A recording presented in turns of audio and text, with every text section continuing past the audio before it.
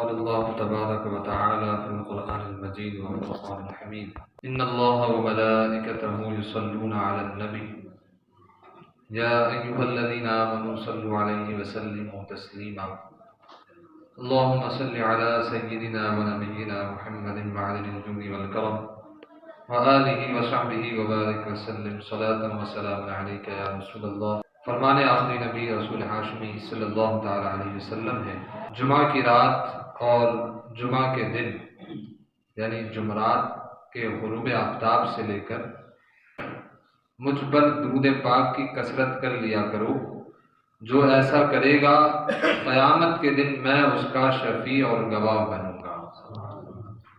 ایک بار عقیدت و محبت کے ساتھ حضور علیہ الصلوۃ والسلام پر درود و سلام پیش کریں۔ صلی اللہ علیہ صلی اللہ تعالی علی محمد صلی اللہ تعالی علیہ وآلہ وصحبہ وبارک وسلم۔ قال اللہ تبارک و تعالی وَإِذْ قَالَ رَبُّكَ لِلْمَلَائِكَةِ إِنِّي جَاعِلٌ فِي الْأَرْضِ خَلِيفَةً قَالُوا أَتَجْعَلُ فِيهَا مَن يُفْسِدُ فِيهَا وَيَسْفِكُ الدِّمَاءَ وَنَحْنُ نُسَبِّحُ بِحَمْدِكَ وَنُقَدِّسُ لَكَ قَالَ إِنِّي أَعْلَمُ مَا لَا تَعْلَمُونَ۔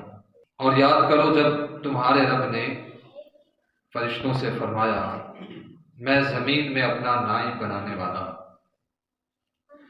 تو انہوں نے عرض کیا کیا تو زمین میں اسے نائب بنائے گا جو اس میں فساد پھیلائے گا اور خون بہائے گا، حالانکہ ہم تیری حمد کرتے ہوئے تیری تسبیح کرتے ہیں اور تیری پاکی بیان کرتے ہیں۔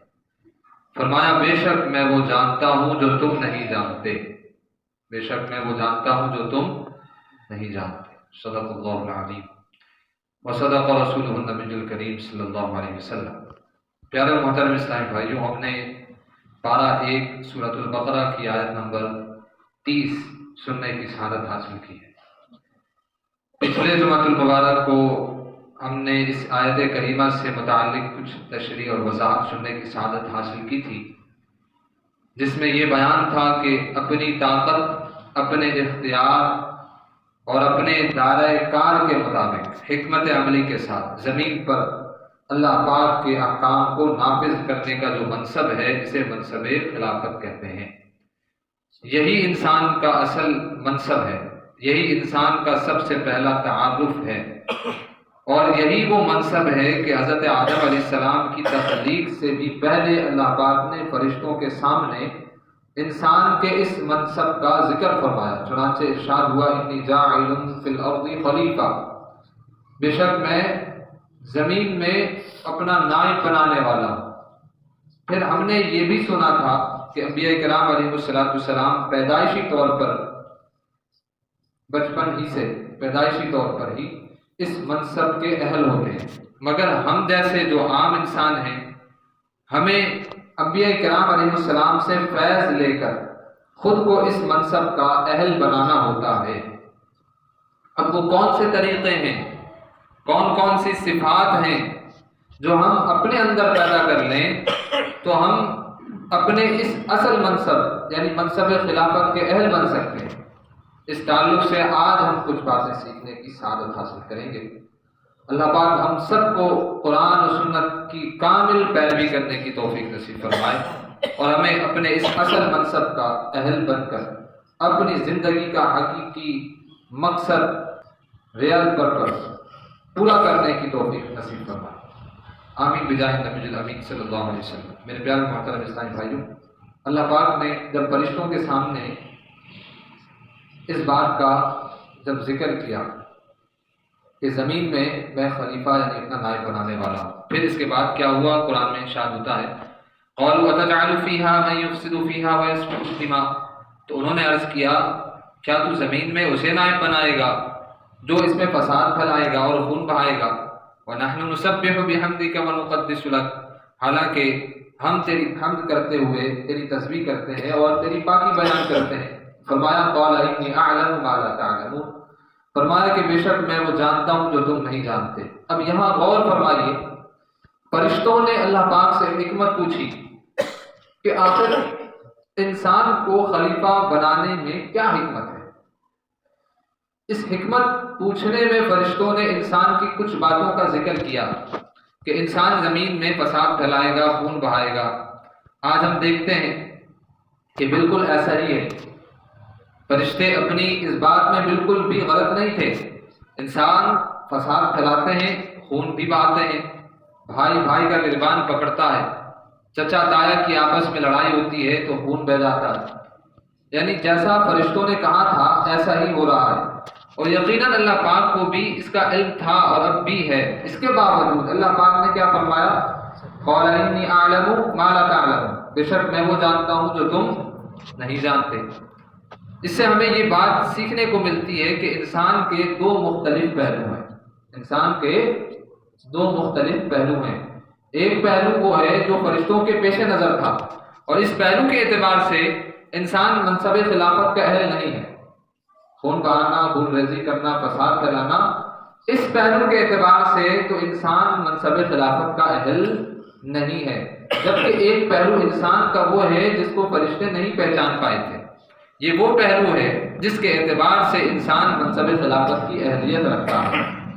اب ہماری ذمہ داری ہے کہ ہمارا وہ پہلو جو ہمیں منصب خلافت کا اہل نہیں رہنے دیتا، وہ پہلو ہم اپنے اس پہلو کو دبائیں، اور وہ پہلو جو ہمیں منصب خلافت کا حقدار بنا دیتا ہے، اس پہلو کو اپنی سیرت میں اجاگر کریں۔ اگر ہم یہ کام کریں گے تو ہم اپنے پہلے تعارف، اپنے اصل منصب اور اپنے وجود کے حقیقی مقصد کے اہل بھی بن جائیں گے اور اسے پورا بھی کر پائیں گے۔ ورنہ بظاہر دیکھنے میں وہ بھی تو انسان ہی تھے جن کے حوالے سے اللہ نے فرمایا اولئک کالانعام بل هم اضل، کہ یہ وہ لوگ ہیں، یہ لوگ تو جانوروں کی طرح ہیں، یہ لوگ جانوروں کی طرح ہیں، بل هم اضل، بلکہ ان سے بھی زیادہ بھٹکے ہوئے ہیں۔ وہ بھی تو انسان تھے۔ اب سوال یہ ہے ہم نے اپنے اس اصل منصب یعنی منصب خلافت کا حقدار بننے کے لیے کیا کرنا ہے؟ اصل مقصد کیا ہے؟ منصب کیا ہے ہمارا؟ منصب خلافت۔ اب اس کے لیے ہمیں کیا کرنا ہے؟ تو سب سے پہلی جو چیز ہے وہ ہے اپنے دل کی حفاظت کرنا۔ اس کے لیے سب سے پہلا کام یہ ہے ہم اپنے دل کی اصلاح کریں، کیونکہ ہمارا دل ہی ہماری اصل طاقت ہے۔ ہمارے پورے وجود میں یہ دل ہی اصل چیز ہے جو ہمیں دوسری تمام مخلوقات سے مختلف بنا دیتا ہے۔ ہمارا دل حقیقت میں عرش الہی کے جیسا ہے کہ عرش بھی وہ مقام ہے کہ جہاں رب کریم کی تجلیات ہیں، اسی طرح ہمارا دل بھی رب کریم کی تجلیات کا مقام ہے۔ حدیث پاک میں فرمایا ان اللہ لا ينظر الى اجسادکم ولا الى صورکم ولكن ينظر الى قلوبکم، یعنی حضور نے فرمایا کہ بے شک اللہ پاک تمہارے جسموں صورتوں کو نہیں دیکھتا، بلکہ اللہ تو تمہارے دلوں کو دیکھتا ہے۔ کسی فارسی شاعر نے کیا خوب کہا تھا کہ دل بدست آور کے حج اکبر است، از ہزار کعبہ یک دل بہتر است، کعبہ ببنیاد خلیل است، کعبہ ببنیاد خلیل است، دل گزرگاہ رب جلیل است۔ یعنی دل کو سنبھالو کہ یہ حج اکبر ہے، ہزار کعبوں سے دل بہتر ہے، کہ کعبہ کی بنیاد حضرت ابراہیم علیہ السلام نے رکھی تھی، مگر دل وہ مقام ہے جہاں رب جلیل تجلی فرماتا ہے۔ اللہ اکبر۔ ڈاکٹر اقبال نے بھی کیا کہا تھا، کیا خوب کہا تھا کہ پیدا بضمیرم پنہاں بضمیرم او، این است مقام او دریاب مقام من، یعنی میرے دل میں رب کریم کی تجلیات ہیں۔ جب دو جہاں کا خالق، دو جہاں کا مالک، کل جہاں کا رب میرے دل میں ہے تو خود تلاش کر لو کہ میرا کیا مقام ہوگا۔ اللہ اکبر۔ غرض کہ ہمارا دل پاک ہو، صاف ہو، اللہ پاک کی محبت سے سرشار ہو، تو یہ ہماری سب سے بڑی طاقت ہے اور سب سے اہم دولت ہے۔ یہی انسان کی اصل خوبی ہے جو اسے منصب خلافت کا حقدار بناتی ہے۔ روایات میں ہے کہ جب رب کریم نے اپنے دست قدرت سے حضرت آدم علیہ السلام کا جسد خاکی بنایا، ابھی اس میں روح نہ ڈالی تھی، ایک عرصہ تک یہ جسم مبارک یوں ہی رہا، فرشتوں نے ایسی صورت کبھی نہیں دیکھی تھی۔ فرشتے تعجب سے جس میں خاکی کے پاس آتے اور جاتے، دیکھتے، اسے دیکھتے اس کی خوبصورتی سے حیران ہوا کرتے تھے کہ کیا خوبصورت رب تعالیٰ نے اس کی تخلیق کی ہے، ابھی اس میں روح نہیں پھونکی گئی ہے بلکہ جسد خاکی ہے۔ ابھی ابلیس یعنی شیطان جو اس وقت فرشتوں کے ساتھ رہتا تھا، یہ بھی ایک روز حضرت آدم علیہ السلام کے جسم خاکی کو دیکھنے آیا، اس کے گرد چکر لگا کر بولا، اے فرشتوں، یہ ہے وہ جسے اللہ پاک نے زمین پر اپنا خلیفہ بنایا ہے، تم اس سے تعجب کرتے ہو؟ یہ تو اندر سے خالی ہے، اندر سے یہ خالی جسم ہے، اس میں جگہ جگہ سوراخ ہے، اس خالی جسم سے کچھ نہ ہو سکے گا۔ پھر مزید دیکھنے کے بعد بولا، ہاں، اس کے سینے کے بائیں جانب ایک بند کوٹھڑی ہے، ایک بند کوٹھڑی ہے، یہ خبر نہیں کہ اس میں کیا ہے، شاید یہی اس ربانی لطیفے کی جگہ ہو جس کی وجہ سے یہ خلافت کا حقدار ہوا ہے۔ اللہ اکبر۔ حجت الاسلام امام غزالی رحمۃ اللہ تعالیٰ نے فرماتے ہیں، دل سب سے قیمتی تجوری ہے، سب سے قیمتی جواہرات دل ہی میں پائے جاتے ہیں۔ مثلا اللہ پاک کی معرفت جو دونوں جہاں کی سعادت کا ذریعہ ہے، یہ دل میں پائی جاتی ہے، اور بصیرت یعنی حکمت اور دانائی مثلا جس کے ذریعے سے انسان کو عزت اور بزرگی ملتی ہے، یہ بھی دل ہی میں پائی جاتی ہے۔ اخلاص جس کے ذریعے عبادات قبول ہوتی ہے، یہ بھی دل میں پایا جاتا ہے۔ سارے اچھے اخلاق جن کی وجہ سے انسان کو فضیلت ملتی ہے، یہ بھی دل میں پائے جاتے ہیں۔ ہر طرح کا علم، حکمت جس کے ذریعے انسان ترقی کرتا ہے، دنیا اور آخرت میں بلند مقام حاصل کرتا ہے، یہ بھی دل ہی میں پائے جاتے ہیں۔ دل سب سے قیمتی تجوری ہے، لہذا ضروری ہے کہ اس کی بھرپور حفاظت کی جائے، اسے گناہوں کے زنگ اور نفس اور شیطان ایسے چوروں اور ڈاکوں سے بچایا جائے تاکہ ہمارا اتنا قیمتی خزانہ محفوظ رہ سکے۔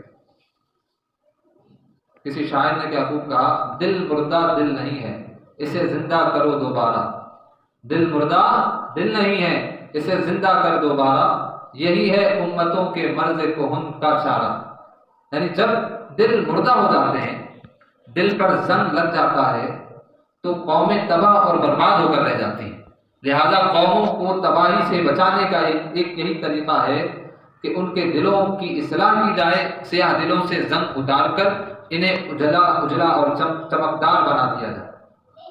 اب ہم نے دل پاک کیسے کرنا ہے، دل کی اصلاح کیسے کرنی ہے، کس طرح سے کرنی ہے، اس تعلق سے امام غزالی علیہ الرحمہ آپ لکھتے ہیں کہ دل کی 4 بڑی بیماریاں ہیں۔ کتنی؟ 4، اور ان کے 4 علاج بھی ہیں۔ اب 4 جو دل کی بڑی بیماریاں ہیں اور 4 اس کا علاج ہے، آپ فرماتے ہیں اگر آدمی ان 4 بیماریوں سے بچ جائے اور وہ 4 علاج اپنا لے تو اس کا دل پاک اور صاف ہو جائے گا۔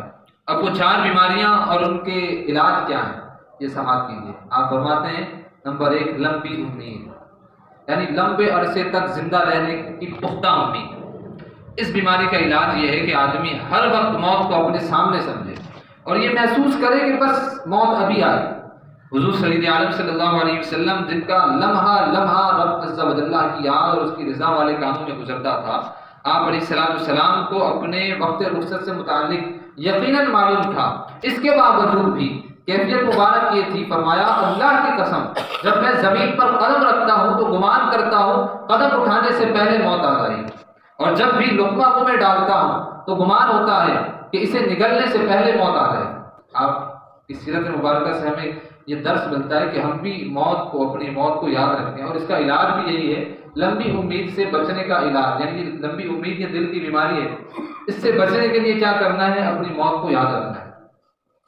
دل کی دوسری جو بڑی بیماری ہے وہ ہے عجلت یعنی جلد بازی، اس کا علاج ہے اناعت یعنی ٹھہراؤ۔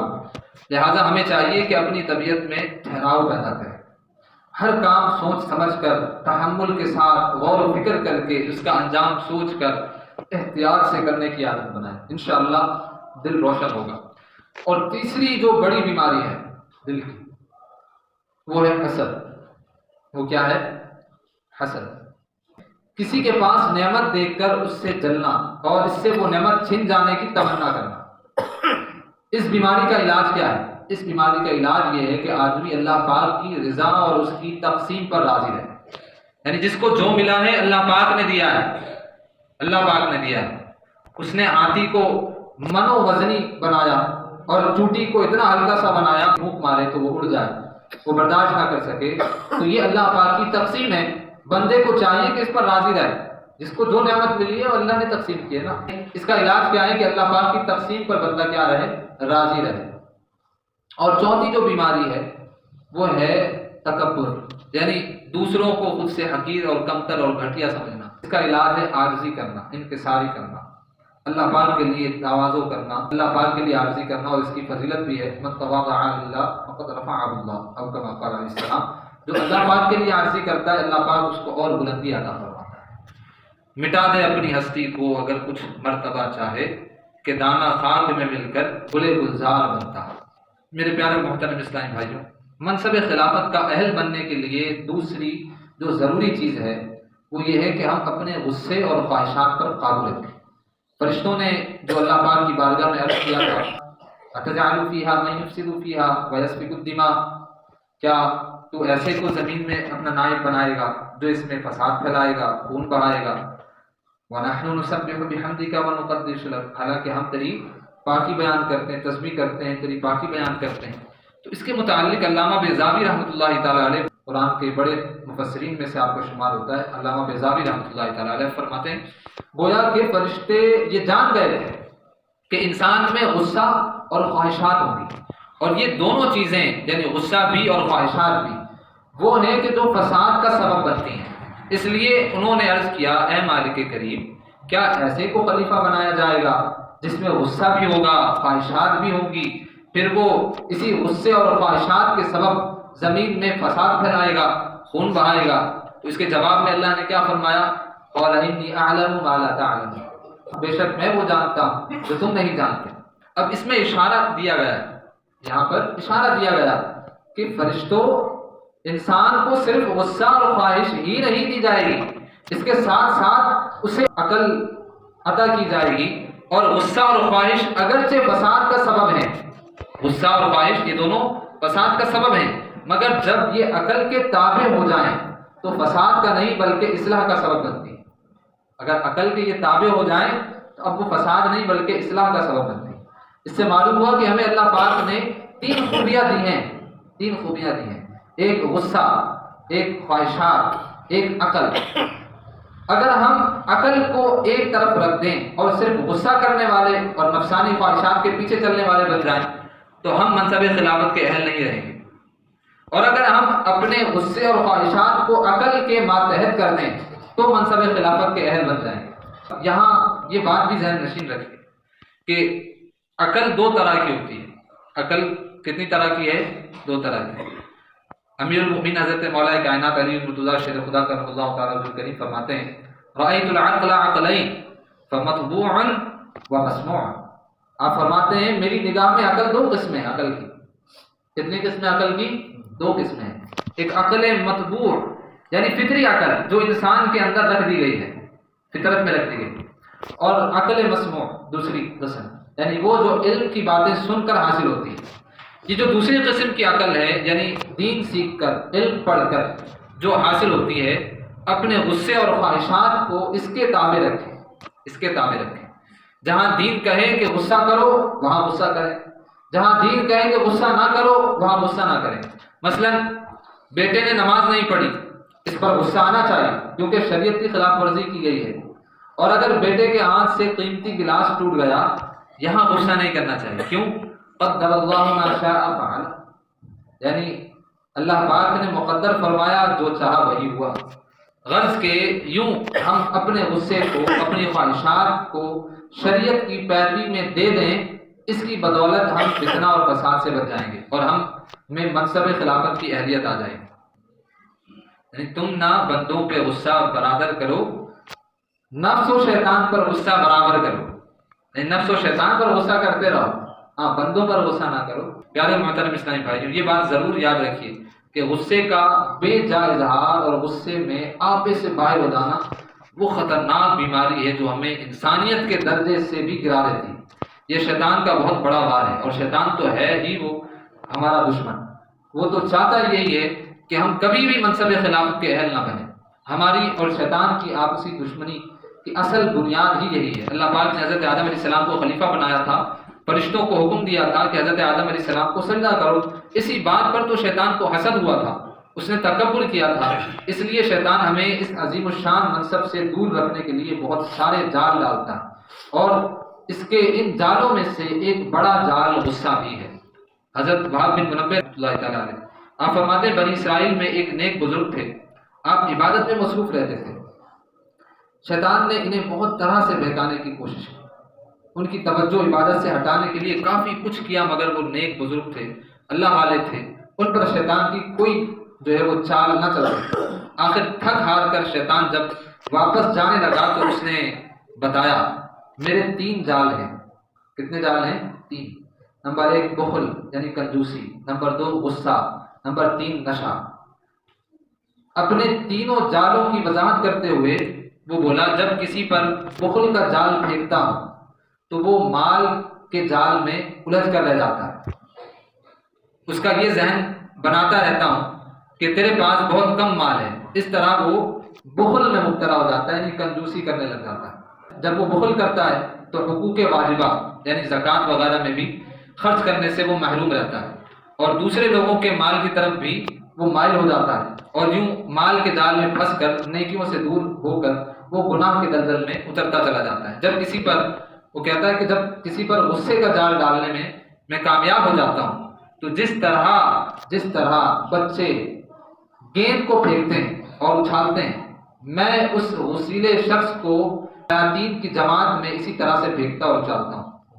غصیلہ شخص علم اور عمل کے کتنے ہی بڑے مرتبے پر فائز ہو، خواہ اپنی دعاؤں سے مردے تک زندہ کر سکتا ہو، میں اس سے مایوس نہیں ہوتا. مجھے امید ہوتی ہے کہ کبھی نہ کبھی وہ غصے میں بے قابو ہو کر کوئی ایسا جملہ بک دے گا جس سے اس کی آخرت تباہ ہو جائے. اللہ اکبر. رہا نشہ تو میرے اس جال کا شکار یعنی کسی نشے میں دھت انسان کو تو میں بکری کی طرح کان پکڑ کر جس برائی کی طرف چاہتا ہوں لیے پھرتا ہوں. اللہ اکبر. اللہ پاک ہمیں یہ جو برائیاں ہیں اس سے بچنے کی توفیق عطا فرمائے. صوفیہ کرام فرماتے ہیں تخلقوا باخلاق اللہ، یعنی اللہ پاک کے اخلاق اپنا لو. قرآن کریم میں فرمایا کونوا ربانیین، یعنی اللہ والے ہو جاؤ.